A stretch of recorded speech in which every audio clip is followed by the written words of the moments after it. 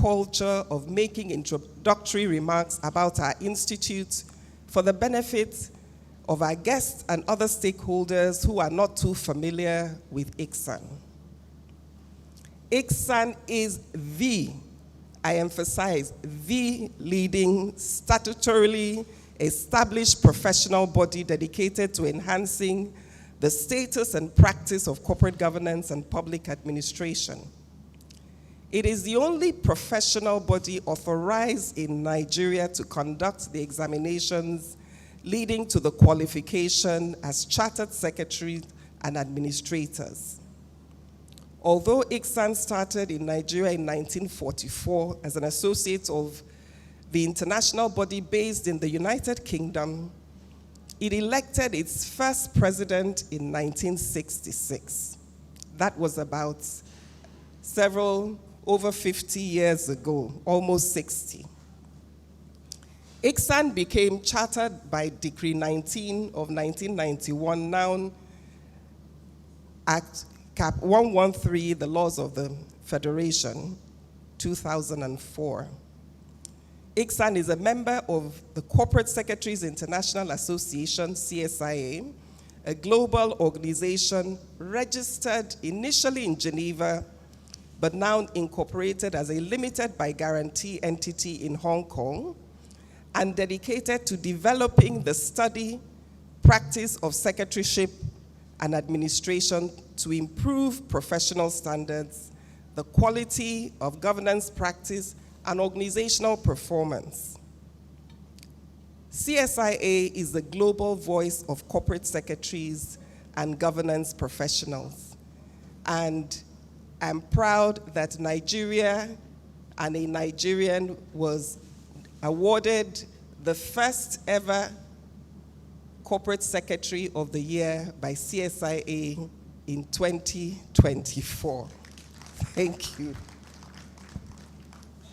So over the past 59 years, ICSAN has consistently promoted the ideals of corporate governance through periodic issuance of policy papers and guidance materials on corporate governance and public administration. Our institute has produced seasoned governance professionals who have meritoriously contributed their quota to Nigeria's advancement. And all of you in this room are distinguished governance professionals. I thought you would clap for yourself.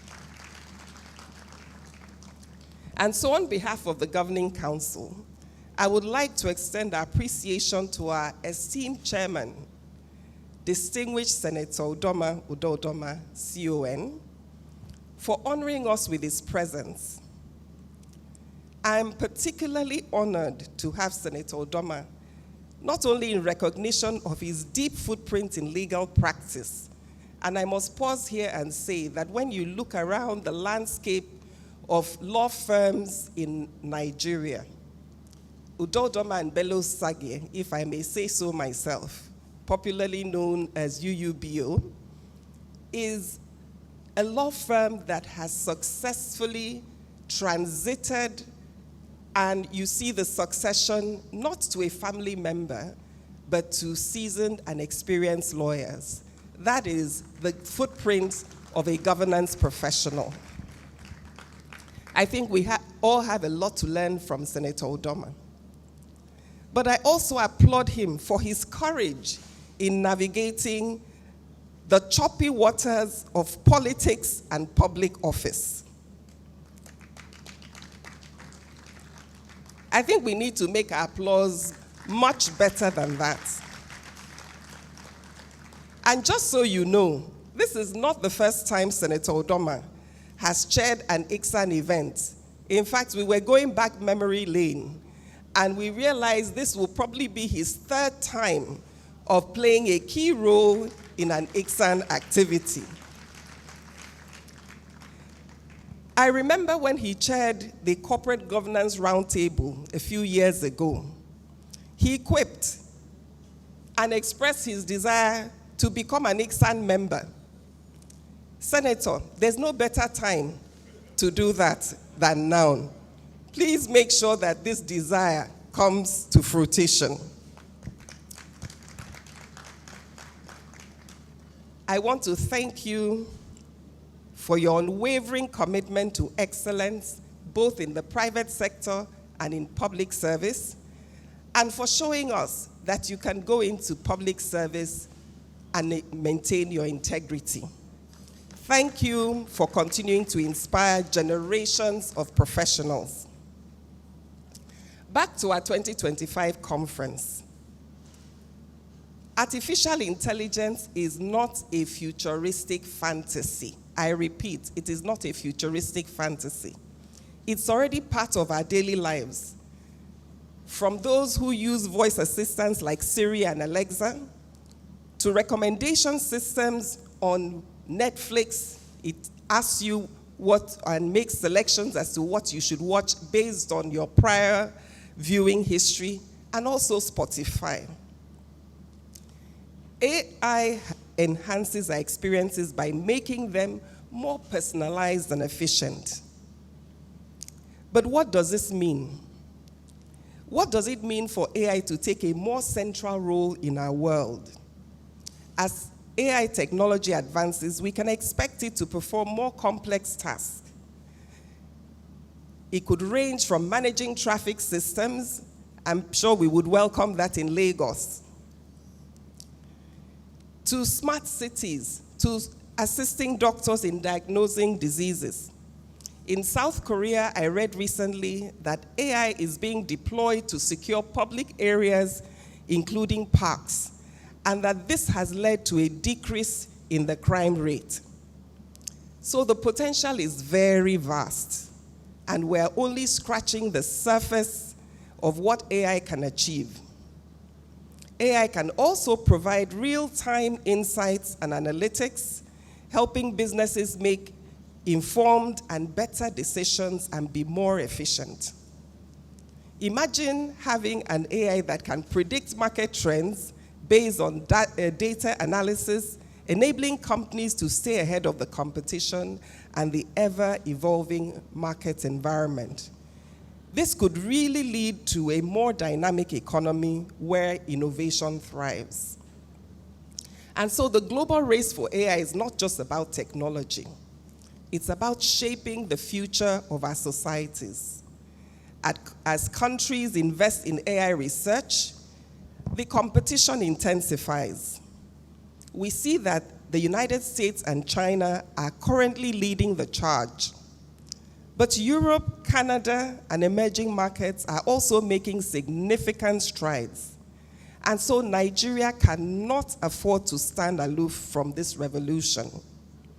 As professionals in governance and administration, we have a responsibility to lead the conversation on how AI can be harnessed ethically, responsibly, and effectively to improve our institutions. AI offers opportunities that can fundamentally transform governance. Imagine a future where government services are delivered with precision and speed, where corporate boards rely on real-time data analytics for strategic decisions, and where public records are safeguarded with digital integrity. This is the promise of AI when it is applied appropriately in governance.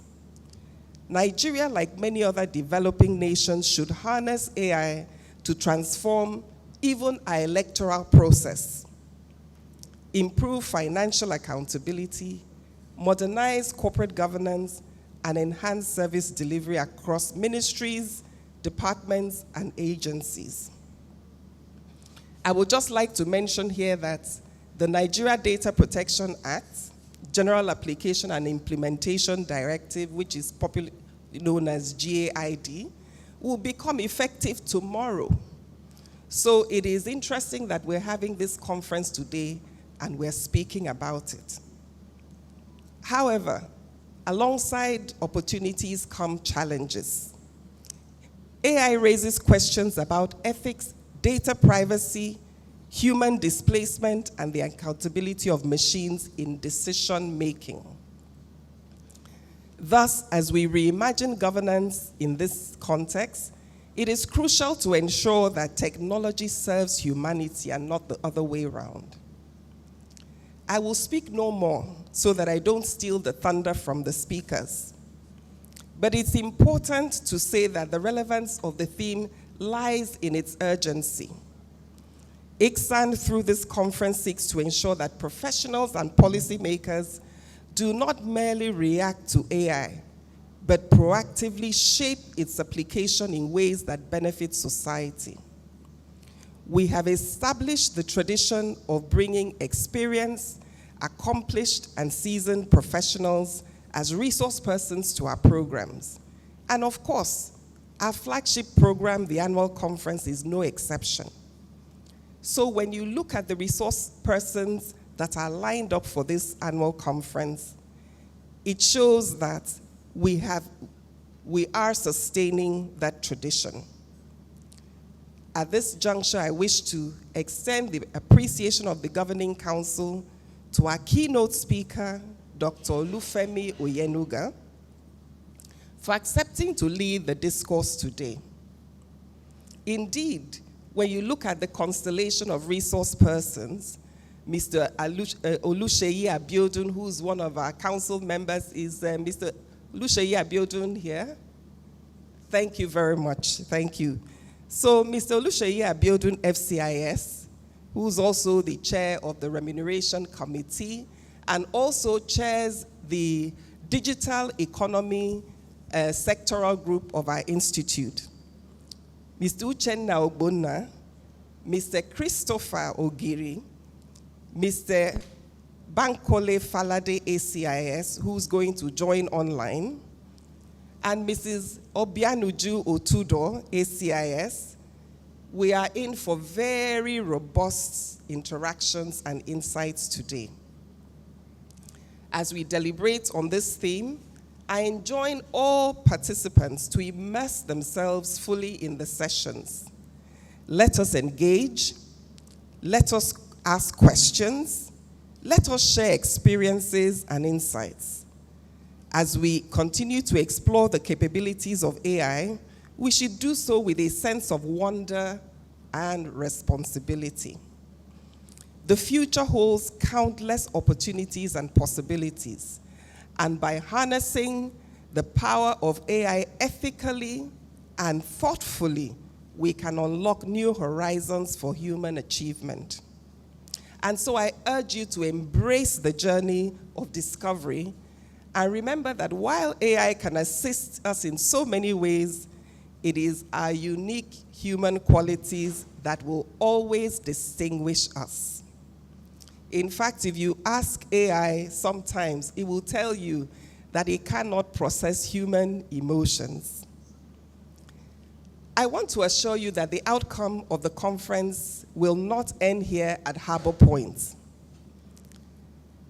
The observations, recommendations in our discourse today will be reduced to a communique.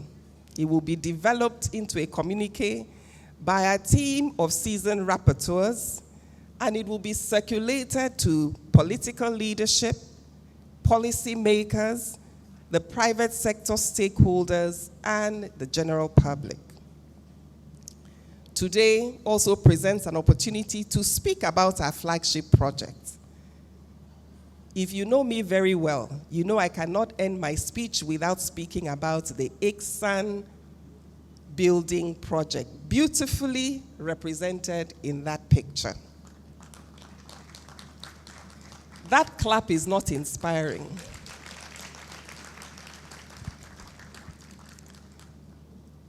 When I joined the Council of ICSAN, my first leadership role was to be appointed by then President Professor Nat Offo as the chairperson of the building committee. I had a small aside, and I asked Professor Nat Offo why he chose me. Because I am neither in construction, I know nothing about the price of a bag of cement at that time. I did not know what decking meant, neither did I know any phrase common in real estate, construction, or anything related to a building.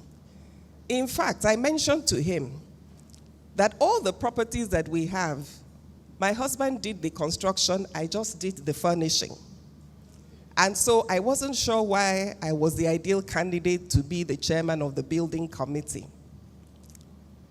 But he assured me that whatever he had seen, he was absolutely confident that under my chairmanship, that we would begin the construction. By the grace of God, this year, in February precisely, under the leadership of our immediate past president, Mrs. Fumi Ekundayo, FCIS, and with myself as chairman of the building committee, we laid the foundation to Iksan House.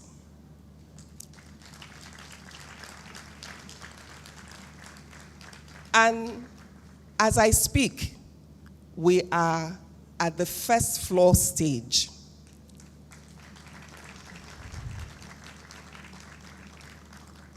I know that later in the program, the new chairman of the building committee, Professor Adara Legbe, who I have handed over the baton to, will come up to speak about this building. Please indulge me. If there are two things that I want to complete during my tenure, number one is this building.